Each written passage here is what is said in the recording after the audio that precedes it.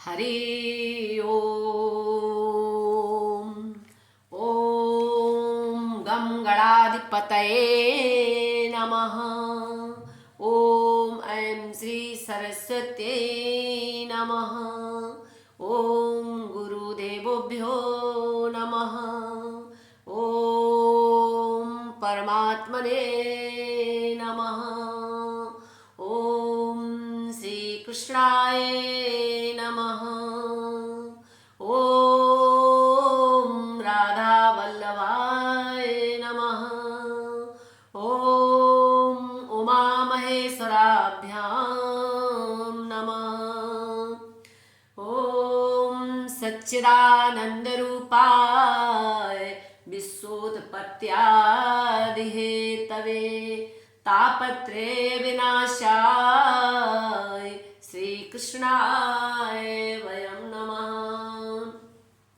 नारायणं नमस्कृत्य नरं चैव नरोत्तमं देवीं सरस्वतीं व्यासं ततो जयमुदीरयेत्।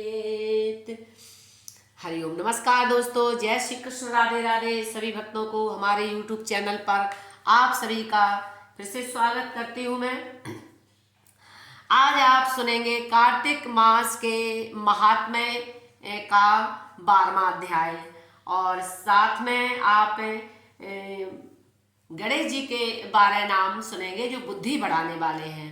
कार्तिक मुख का कैसे उत्पत्ति हुई है इसके बारे में आप सुनेंगे। नारद जी ने कहा, हे राजन, जब दैत्यराज जलंधर ने मुझे अपनी सभा में आया देखा तो उसने मुदित मन से मेरा पूजन किया और विधि विधान से कार्तिक तथा योग्य सत्कार देखकर मैं कृतकृत्य हो गया। दैत्यराज ने हंसते हुए कहा, हे मुने, आप कहाँ से आए हैं? आपने मेरी यह अनुपम पुरी देखी होगी। आप यहाँ क्या आपने यहाँ उत्तम पुरी कहीं अन्यत्र भी देखी है? जलंधर के मन में अहंकार उपजा देखकर मैं मन ही मन दुखी हुआ। मैंने उनसे कहा, हे दानवेंद्र, मैं भ्रमण करता हुआ कैलाश पहुंच गया था। वहां मैंने भगवान शिव और पार्वती जी को देखा। कैलाश की शोभा अत्यंत श्रेष्ठ है। वह समस्त प्रकार के वैभव श्रेष्ठ वस्तुएं हैं। सहस्त्र कल्प वृक्ष, कामधेनु और चिंतामणियां हैं। कैलाश के वैभव की तुलना में तेरी यह अनुपम पुरी ये है। यहाँ वहाँ की श्रेष्ठ रिद्धि सिद्धियां देखकर जब मैं विस्मित हुआ हूँ तो मैं यहाँ चला आया। यहाँ वहाँ का जैसा चमत्कार कहाँ है? क्या यह सच है कि महादेव जी का सा वैभव त्रिलोकी में नहीं है? उनके पास समस्त श्रेष्ठ वस्तुओं के स्वामी हैं। उसी प्रकार वे त्रिलोकी की सर्वश्रेष्ठ स्त्री पार्वती जी के पति भी हैं। तुम्हारे पास मैंने श्रेष्ठ नाग कन्या अप्सराएं आदि हैं, परंतु उनमें से कोई भी पार्वती की सुंदरता में होड़ नहीं कर सकता। उनकी सुंदरता देखकर सृष्टि के रचयिता ब्रह्मा की वीर सुलित हो गया था।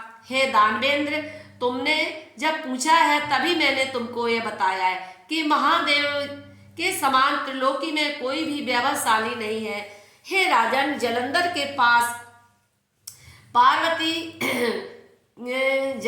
हे राजन, जलंधर के मन में पार्वती के आसक्ति उत्पन्न करने में वहां से मैं चला आया।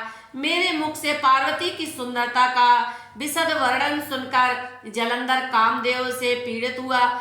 उसके मन में अहंकार उपजा कि मैं संसार में श्रेष्ठतम पराक्रमी हूँ। देवताओं को मैंने विजय कराकर इस सृष्टि की श्रेष्ठतम वस्तुओं को उपयोग करने का अधिकार मुझे ही है। निदान उसने पार्वती को प्राप्त करने का विचार करके राहु को अपना संदेश देकर महादेव जी के पास कैलाश पर भेजा।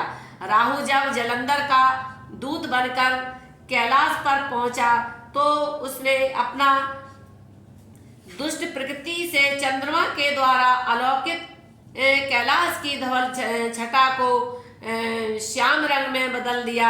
नदी से आज्ञा पाकर वह महादेव जी के सम्मुख उपस्थित होकर बोला, हे वृषराज, हे वृषध्वज, मैं त्रिलोकपति जलंधर का संदेश लेकर आपके सम्मुख उपस्थित हुआ हूँ। दानवेंद्र जलंधर ने कहा कि मेरे पराक्रम से 10 दिशाएं कांपती हैं, त्रिलोकी का श्रेष्ठ वैभव मुझे प्राप्त है। तुम शमशान में रहने वाले हाड़ों की माला धारण करने वाले तथा दिगंबर वेश धारण करने वाले हो। इस कारण से तुम हिमालय राज की श्रेष्ठ रूपवती कन्या पार्वती को भोगने योग्य नहीं हो। इस प्रकार त्रिलोकी का स्वामी होने के कारण समस्त श्रेष्ठ रत्न आदि वस्तुओं को मैं भोगता हूँ। इसी तरह स्त्रियों में श्रेष्ठ पार्वती मेरे ही योग्य है, अतः तुम पार्वती मुझे दे दो। राहु के इन घृणित शब्दों को सुनकर महादेव जी क्रोधित हुए और उनकी भ्रुकुटी चढ़ गई। उनकी चढ़ी हुई भ्रुकुटी के मध्य से एक महाभयानक पुरुष उत्पन्न हुआ। उसका मुख सिंह के समान था, उनकी जीभ लपलपा रही थी, नेत्रों से ज्वाला निकल रही थी, उनके केस ऊपर की ओर खड़े हुए थे और उनका शरीर अति रूखा था। वह देखने में नरसिंह के समान भयंकर लग रहा था। उसे देखते ही राहु भय से भागा तो उसे भयानक पुरुष ने राहु को पकड़ लिया। जब वह भयानक पुरुष राहु को खाने लगा तो महादेव जी ने उसे रोका और कहा कि राहु दूत है और पराधीन है, निदान दूत को खाना ठीक नहीं है। निदान उसने राहु को फेंक दिया। राहु को फेंक कर उस महाभयानक पुरुष ने महादेव जी से कहा, हे प्रभु, मैं बहुत भूखा हूँ, आप कृपा कर मुझे यह बताएं कि मैं क्या खाऊं। तब महादेव जी ने कहा, हे तात, तुम अपने ही हाथ पैरों का मांस खा लो। तब उस महाभयानक पुरुष ने अपने हाथ पैरों के मांस को खा डाला। उसने समस्त शरीर भक्षण कर लिया, केवल उसका सिर ही बचा। तब महादेव जी ने कहा, हे तात, आज से तुम कार्तिक मुख नाम से प्रसिद्ध हो गए। तुम सदैव मेरे द्वार पर रहकर द्वार की रक्षा किया करोगे। नारद जी बोले, राजन, उसी दिन से कार्तिक मुख द्वार पर रहता है। जो कार्तिक मुख का पूजन नहीं करता है उसका पूजन व्रता है। कार्तिक मुख का पूजन करने से भय नाश होता है। हे राजन, जहाँ कार्तिक मुख ने राहु को फेंका था वहाँ प्रदेश बर्बर प्रदेश के नाम से विख्यात हुआ। राहु अपनी जान बची देख अति भयभीत होकर जलंधर के पास गया और वह समस्त घटना उसे सुना दी। बोलो जय श्री कृष्ण भगवान की। हरि शरणम हरि शरणम हरि शरणम हरि शरणम गुरु शरणम गुरु शरणम गुरु शरणम गुरु शरणम।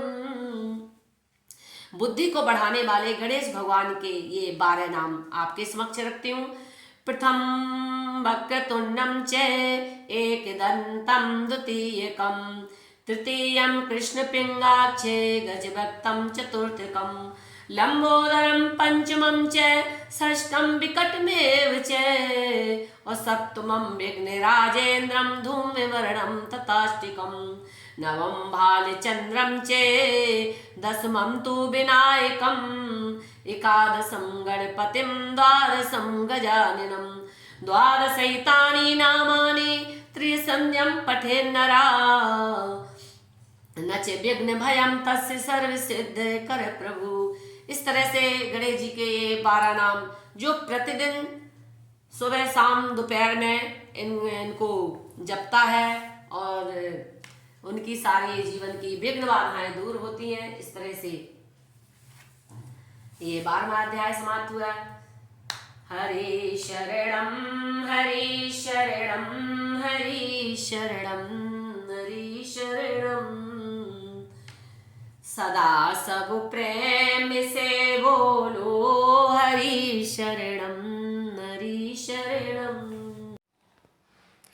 रमा एकादशी। युधिष्ठिर ने पूछा, जनार्दन, मुझ पर आपका स्नेह है, अतः आप कृपा करके बताइए कि कार्तिक के कृष्ण पक्ष में कौन सी एकादशी होती है।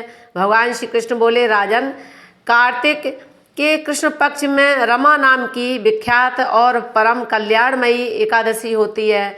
यह परम उत्तम है और बड़े बड़े पातकों को हरने वाली है। पूर्व काल में मुचकुंद नाम से विख्यात एक राजा हो चुके हैं, जो भगवान श्री विष्णु के भक्त और सत्य प्रतिज्ञ थे। अपने राज्य पर निष्कंटक शासन करने वाले उस राजा के यहाँ नदियों में श्रेष्ठ चंद्रभागा कन्या के रूप में उत्पन्न हुई। राजा ने चंद्रसेन कुमार शोभन के साथ उसका विवाह कर दिया।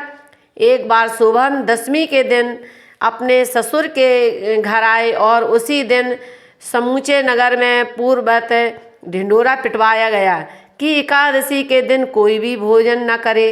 इसे सुनकर शोभन ने अपनी प्यारी पत्नी चंद्रभागा से कहा, प्रिय, अब मुझे इस समय क्या करना चाहिए, इसकी शिक्षा दो। चंद्रभागा बोली, प्रभु, मेरे पिता के घर पर एकादशी के दिन कोई भी मनुष्य, कोई भी पशु और पालतू पशु कोई भी अन्न नहीं खाता है, और प्राणनाथ, यदि आप भोजन करेंगे तो आपकी बड़ी निंदा करेंगे सभी लोग। इस प्रकार मन में विचार करके अपने चित्त को दृढ़ कीजिए। शोभन ने कहा, प्रिय, तुम्हारा कहना सत्य है, मैं भी उपवास करूँगा। देव का जैसा विधान है वैसा ही होगा। भगवान श्री कृष्ण कहते हैं, इस प्रकार दृढ़ निश्चय करके शोभन ने व्रत के नियम का पालन किया, किंतु सूर्योदय होते होते उनका प्राणांत हो गया। राजा मुचकुंद ने शोभन का राजोचित दाह संस्कार कराया। चंद्रभागा भी पति का पारलौकिक कर्म करके पिता के ही घर में रहने लगी।